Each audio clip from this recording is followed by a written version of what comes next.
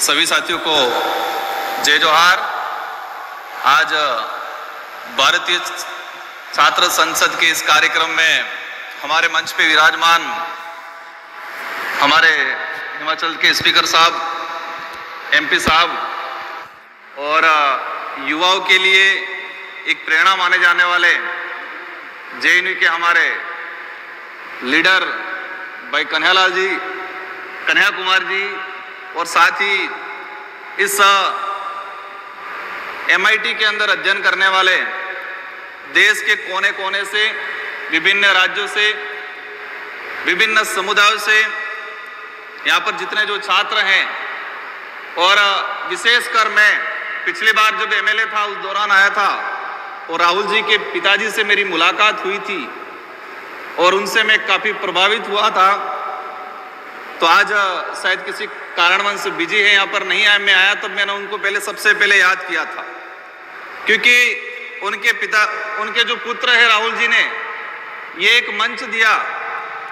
देश के अंदर काफ़ी बड़ी बड़ी यूनिवर्सिटियां हैं, संस्थाएं हैं, लेकिन एमआईटी ऐसा है कि जिन्होंने एक नयापन लाए, एमएलएस का देखें, सरपंच सांसद देखें, महिलाओं के लिए, और आज ये जो कार्यक्रम आयोजित कराया जा रहा है, आपके विचारों को हम समझें, हमारे संघर्ष को, हमारा राजनीतिक कैरियर और हमारी आइडियोलॉजी उसको आप समझें और हम सब मिलके हमारे देश के लिए, आने वाली जनरेशन के लिए क्या करें।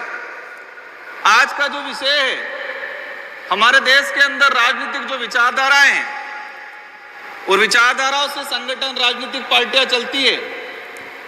विशेषकर देखा गया है वामपंथी विचारधारा, दक्षिणपंथी विचारधारा और मध्यम मार्ग और कई क्षेत्रीय पार्टियां जो अदृश्य विचारधारा या अनिश्चित विचारधारा, जो समय समय पर या समय अनुकूल कुछ चेंजिंग आता रहता है।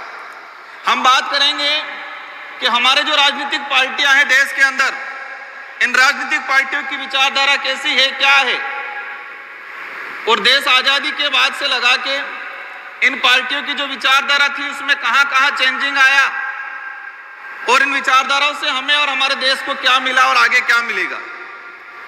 देखा गया है वर्तमान के अंदर कि राजनीतिक पार्टियां जो विचारधाराएं हैं, उस विचारधाराओं के माध्यम से लीडर चुने जाते हैं, एमएलए एमपी बनते हैं, मंत्री बनते हैं, लेकिन पिछले 10 सालों के अंदर देखा गया है कि विचारधाराएं कमजोर होती जा रही है। व्यक्ति विशेष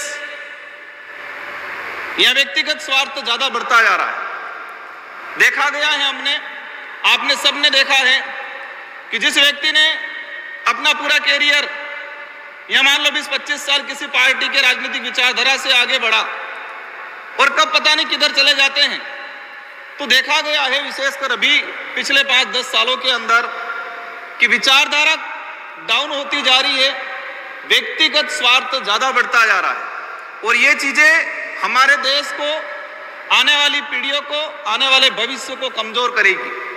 हम बात करते हैं राजनीतिक पार्टियां उस शरीर के रूप में है, और जो विचारधारा है उस शरीर में जो आत्मा है, जो जीव है, वो है।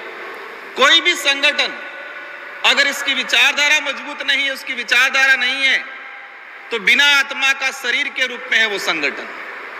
इसलिए देश के अंदर हम वामपंथी या दक्षिणपंथी की बात करें, मुख्य रूप से वामपंथी विचारधारा चाहते हैं कि देश के गरीब तबका, देश का दलित, पिछड़ा, आदिवासी समुदाय आगे आए, देश के अंदर समानता हो, पूंजीवादी कम हो, एक सामाजिक सद्भावना और धर्म और जाति विशेष को लेकर जो भेदभाव या जो जहर उगला जा रहा है, उसके विरोध में काम करती है। दूसरी ओर दक्षिणपंथी की बात करें, हमारे पूर्व जो वक्ता बच्चे जो आए थे, बहुत शानदार तैयारी करके आए थे, उन्होंने एक शानदार और जानदार भाषण दिया।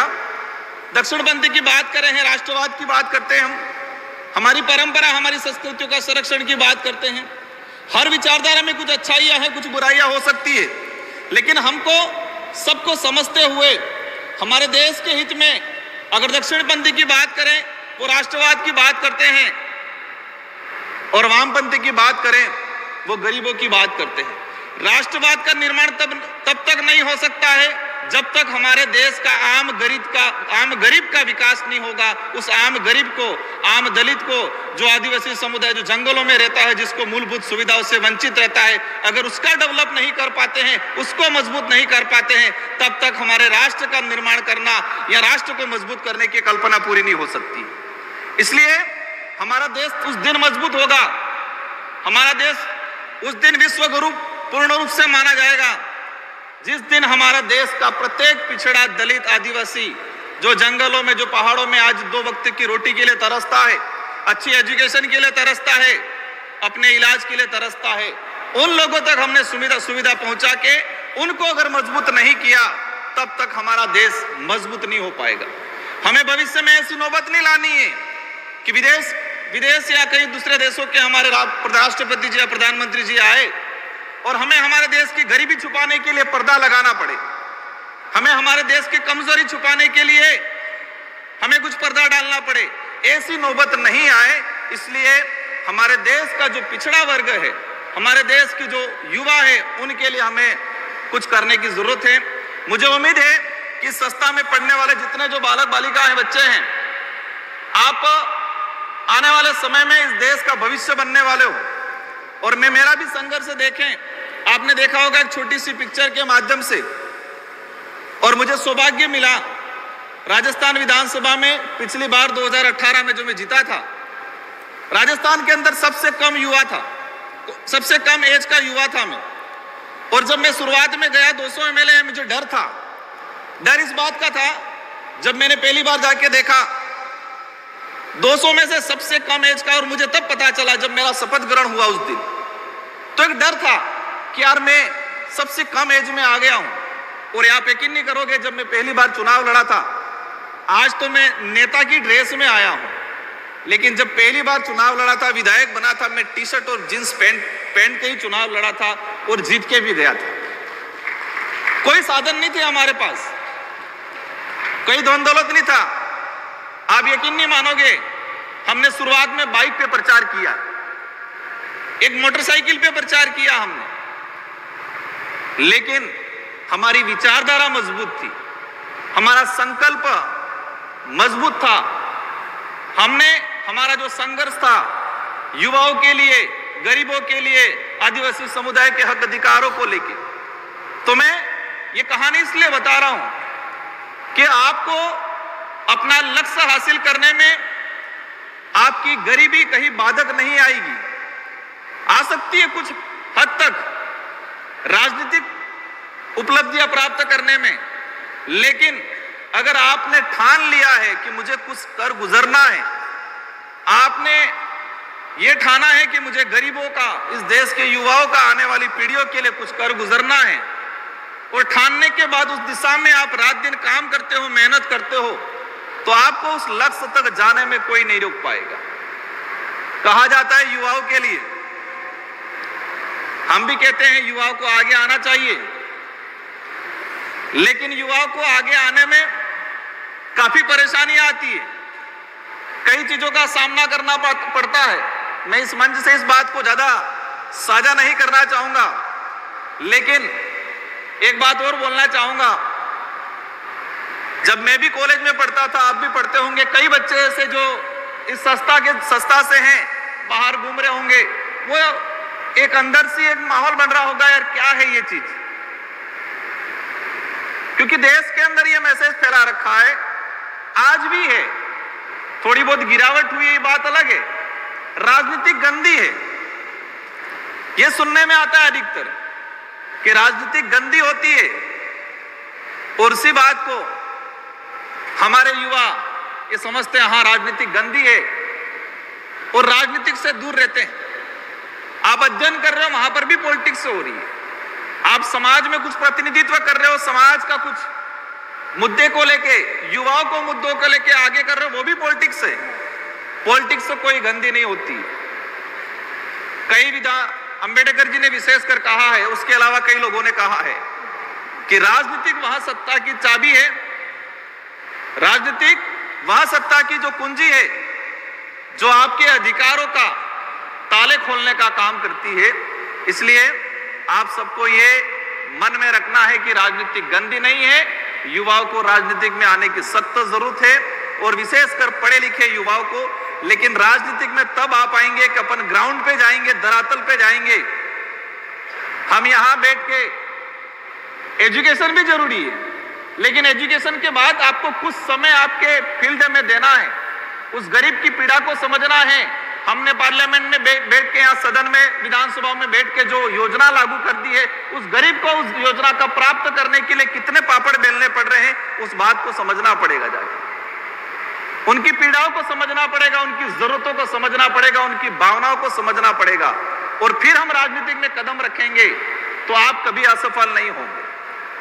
आज देश के इतिहास में जाते हैं, आजादी से पहले हम बिरसा मुंडा जी को फॉलो करते हैं, अंबेडकर जी को फॉलो करते हैं, भगत सिंह को फॉलो करते हैं। तो इनका जो जीवन काल रहा है, या देश के अंदर ऐसे जिन्होंने इस देश को आजादी कराई है, आजादी कराने में मुख्य भूमिका निभाई है, तो इसमें युवाओं की संख्या ज्यादा मिली। तो देश को आजाद कराने में युवाओं की मुख्य भूमिका रही है, तो इस देश को मजबूत बनाने में भी युवाओं की मुख्य भूमिका होनी चाहिए, और हम सब की जिम्मेदारी है। आना पड़ेगा। एक 100 अलग चले, देश की हकीकत कुछ और है, यह मानना पड़ेगा। मैं किसी पे कटाक्ष नहीं कर रहा हूं, लेकिन देश की हकीकत कुछ और है। आज देश में गरीबी का आंकड़ा देखा जाए, कई ऐसे रिसर्च रिपोर्ट, ऑथेंटिक जो चीजें हैं, उसका देखा जाए तो आज 50% से ज्यादा ग्रामीण इलाके में गरीबी है। अगर गवर्नमेंट वो स्कीम बंद कर दे तो आज भी कई परिवार ऐसे जो 2 वक्त की रोटी के लिए तरसते हैं। इसलिए आप सभी से मेरा अनुरोध है, और विशेषकर ये आयोजन कराने वाले MIT के सारे, विशेषकर राहुल जी को और उनसे जुड़ी हुई सारी टीम को, कि समय समय पर आप इस तरह से आयोजन कराते रहे। अलग अलग आइडियोलॉजी वाले, अलग अलग क्षेत्र के लोगों को बुलाएं, हमें भी बुलाएं, और हम भी कुछ सीख के जाएंगे। और हमारी जो बात है, हमारे जो विचार हैं, हमारे जो उद्देश्य है, वो आपके बीच में रख के जाएंगे। और इस देश को बचाने में विचारधारा भले कुछ भी हो, लेकिन लक्ष्य एक ही होना चाहिए कि इस देश का गरीब व्यक्ति मजबूत बने। इस देश के अंदर जो कुरीतियां हैं, धार्मिक विविधता है, वही हमारे देश को मजबूत बनाती है। लेकिन धार्मिकता के आधार पे देश में नफरत नहीं फैलनी चाहिए। सांस्कृतिक विविधता है, वही हमारे देश को मजबूत बनाती है, लेकिन सांस्कृतिक और जातिवाद के हिसाब से नफरत नहीं फैलनी चाहिए। अपनी अपनी आइडियोलॉजी, अपनी अपनी धार्मिक पूजा पद्धति, अपने अपने कल्चर होना चाहिए, लेकिन हमें सामने वाले का भी सम्मान करना है, उसकी संस्कृति, उसके धर्म का भी सम्मान करना है। ये भावना आएगी, ये देश मजबूत बनेगा। इन्हीं शब्दों के साथ पुनः पूरी टीम को और सारे जो मेंबर्स हैं, हमारे जो मुख्य अतिथि चेयरमैन साहब, आप सभी का आभार, और सारे युवा साथियों को। मुझे कई बार पूछते हैं कि आपका एजुकेशन या आपके आइडल कौन रहे, तो मेरे इस कैरियर के अंदर देखा गया है कि मेरी वो यूनिवर्सिटी है, वो संघर्ष की यूनिवर्सिटी है, और मेरा आइडल भी मेरा संघर्ष ज्यादा रहा, ऐसा लगा मुझे, क्योंकि जीवन में संघर्ष किया बहुत कुछ, और वही संघर्ष आज इस मुकाम तक पूरे देश के अंदर, संसद के अंदर, मुझे पूरे देश के आदिवासी समुदाय, दलित, पिछड़े युवाओं, आप सबकी आवाज रखने का, आप सबकी आवाज बनने का अवसर मिला। और इस उम्र में मुझे 2 बार विधायक और 1 बार सांसद बनने का अवसर मिला। तो मैं मेरे निर्वाचन क्षेत्र की जनता को, आप सबकी तरफ से, इस मंच की ओर से मैं धन्यवाद देना चाहूंगा। और मैं कोशिश करूंगा कि मेरे निर्वाचन क्षेत्र के साथ साथ आप सबकी, पूरे देश की, गरीबों की, दलितों की, पिछड़ों की, आदिवासियों की आने वाले भविष्य की आवाज बनो। इन्हीं शब्दों के साथ धन्यवाद, आभार। जय जोहार, जय संविधान, जय भारत।